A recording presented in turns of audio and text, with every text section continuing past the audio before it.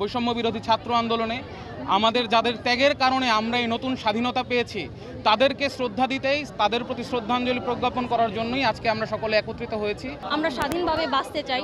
আমরা চাই সকল কোনো বৈষম্য যাতে না থাকে, আমাদের নারী পুরুষ হোক, যে কোনো ধর্ম হোক, আমরা সবাই একসাথে মিলেমিশে বসবাস করতে চাই। আমাদের তরুণ সমাজ অলরেডি আমাদেরকে দেখিয়েছে যে আমাদের মধ্যে যে শিখা, আগুনের শিখা যেমন সব কিছু অন্যায়কে জ্বালিয়ে পুড়িয়ে ছাই করে দেয়, আমরা সেই মোমবাতিকে আবার নতুন করে জ্বালিয়েছি।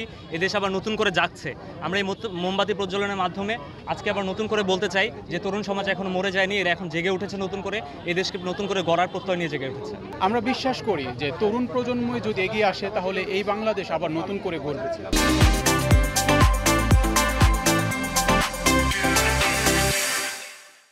যেই বাংলায় আসলে তরুণরা আসলে নতুন করে দেখিয়েছে যে আসলে সোনার বাংলা, আমরা যেই সোনার বাংলা চাই সেই সোনার বাংলা আসলে কিভাবে গড়তে হয়। তো আমাদের এই সোনার বাংলাকে আসলে সোনার বাংলায় রূপ দিতে চাইলে এই তরুণদের পথ আসলে মসৃণ করতে হবে, তরুণদের এগিয়ে আসতে হবে। তাই আজকে আমরা যে ছাত্র শিক্ষার্থী ভাই বোনেরা আছি, যারা আছি, তাই আমাদেরকে সবাইকে এগিয়ে আসতে হবে সোনার বাংলা গড়ার জন্য, যাতে এই দেশটা আমাদের মনের মতো করে সাজাইতে পারি, সমৃদ্ধের পথে নিয়ে যেতে পারি।